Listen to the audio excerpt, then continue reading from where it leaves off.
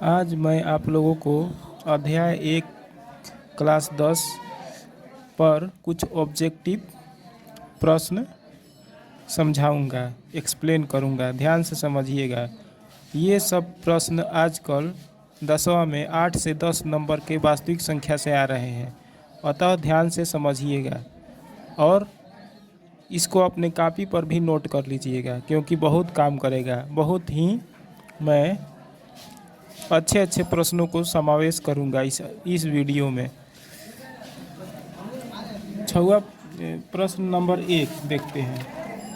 प्रश्न नंबर 1 है, मैं ऑब्जेक्टिव प्रश्न को समझाने जा रहा हूं अध्याय 1 पर, वास्तविक संख्या पर, क्लास 10 का।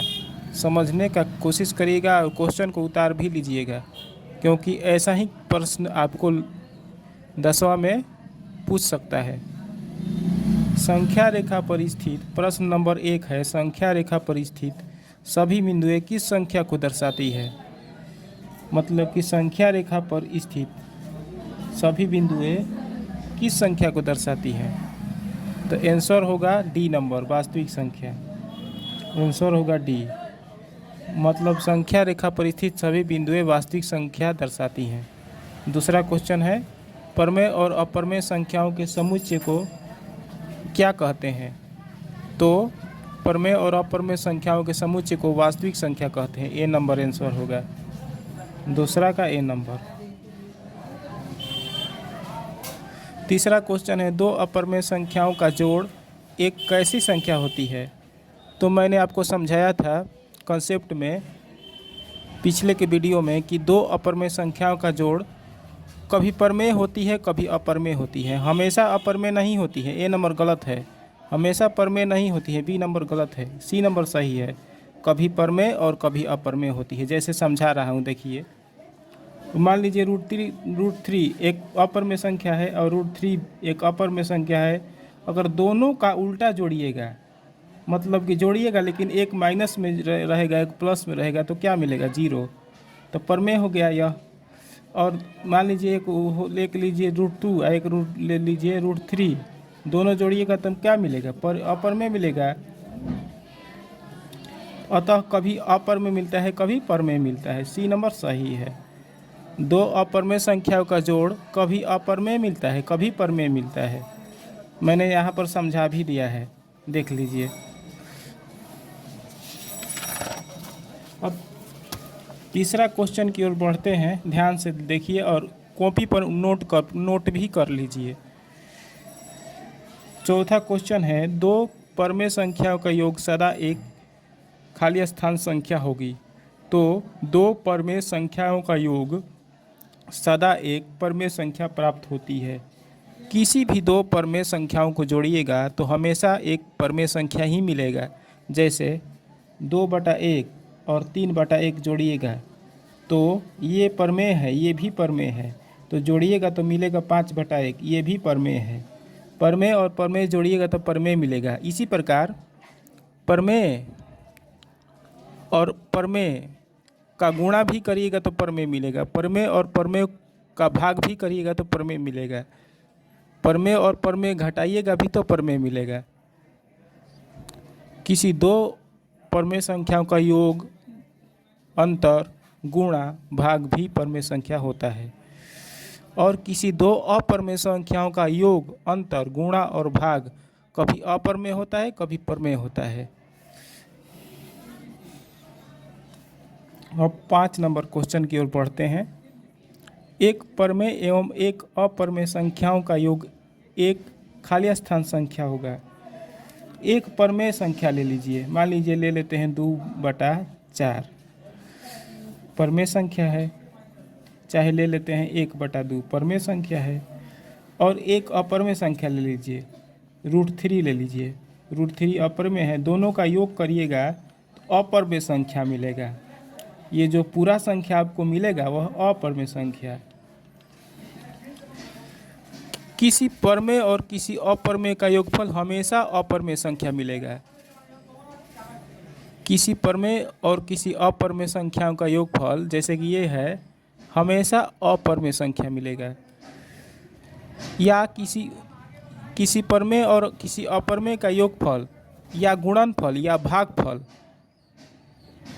या अंतर हमेशा अपरमेय होता है। जैसे कि एक परमेय संख्या 2 हो गया और एक अपरमेय संख्या √2 हो गया, दोनों को जोड़िएगा तो अपर में मिलेगा, दोनों को घटाइएगा तो भी अपर में मिलेगा, दोनों का गुणा करिएगा तो भी अपर में मिलेगा, दोनों में भाग करिएगा तो भी अपर में मिलेगा। तो योग, अंतर, गुणा और भाग हमेशा अपर में होता है, लेकिन ध्यान रहे कि एक परमेय होना चाहिए, एक अपरमेय होना चाहिए।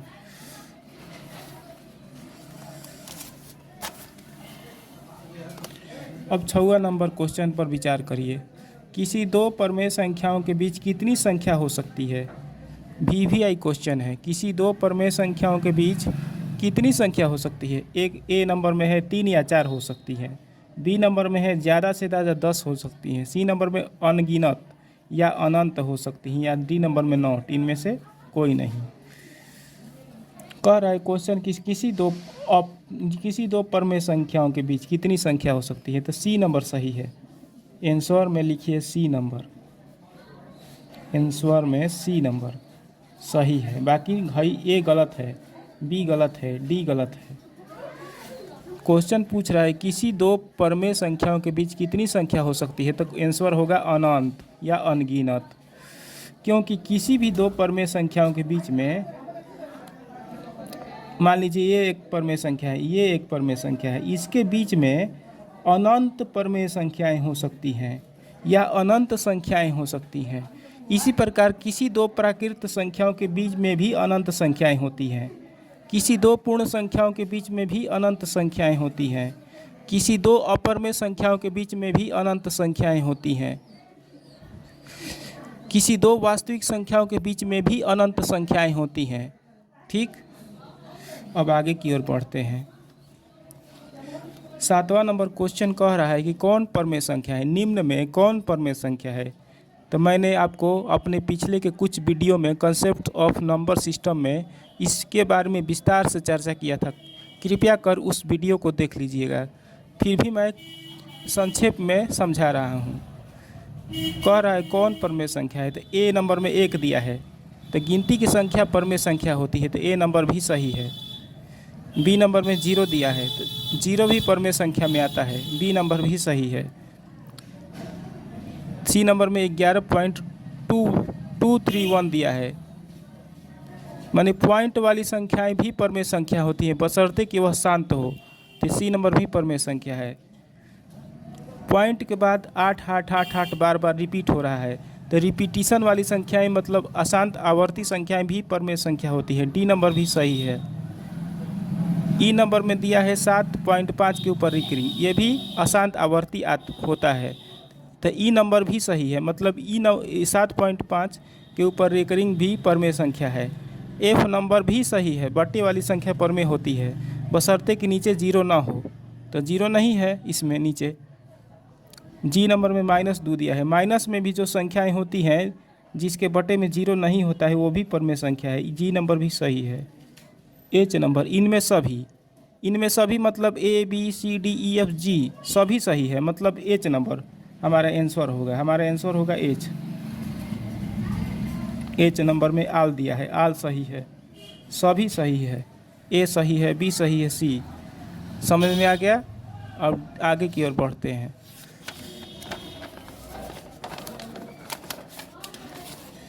8वां नंबर क्वेश्चन पूछ रहा है कौन अपरमेय संख्या है? निम्न में कौन अपरमेय संख्या है? ए नंबर में दिया है 11.12131728 ... तो कहने का तात्पर्य यह है कि पॉइंट के बाद अंकों का आना अनंत तक बढ़ता जा रहा है, मतलब पॉइंट के बाद अंक अनंत तक आ रहे हैं, लेकिन हम यह नहीं कह सकते हैं कि इसके बाद कौन सी संख्या आएगी, मतलब कि एक ही जैसी संख्या रिपीट नहीं हो रहा है, अलग अलग तरह की संख्याएं आ रही है। ऐसी संख्याओं को अशांत अनावर्ती संख्या कहते हैं, और अशांत अनावर्ती संख्या अपरमेय संख्या कही जाती है, मतलब ए नंबर सही है, मतलब ए नंबर अपरमेय संख्या होगा, सही है। बी नंबर भी सही है, क्योंकि रूट के बाहर जब 3 को निकालेंगे तो पूरा इसका वर्गमूल नहीं निकलेगा, इसका वर्गमूल पॉइंट में निकलेगा, डॉट डॉट ऐसे निकलेगा। तो बी नंबर भी सही है, अपर में संख्या है। सी नंबर भी सही है, पूरा पूरा वर्गमूल नहीं निकलेगा। डी नंबर भी सही है, पूरा पूरा वर्गमूल नहीं निकलेगा क्योंकि पॉइंट है यहाँ पर। ई नंबर भी सही है क्योंकि पाई या पाई के साथ किसी संख्या का गुणा भागा करिएगा तो भी अपर में आता है। पाई एक अपर में संख्या है, अतः ई नंबर भी सही है। हमारा असल आंसर होगा एफ, इनमें से सभी। आल मतलब इनमें से सभी सही है, तो हमारा असल आंसर होगा एफ। एफ नंबर हमारा आंसर हो जाएगा। एफ नंबर कहने का मतलब है कि इनमें सभी सही है।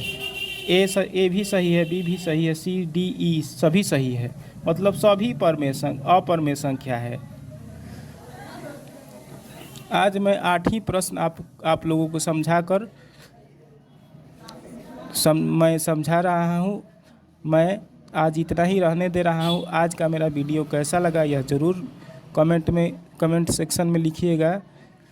अच्छा लगा हो तो लाइक एवं शेयर करिएगा और सब्सक्राइब करिएगा चैनल को मेरा। धन्यवाद।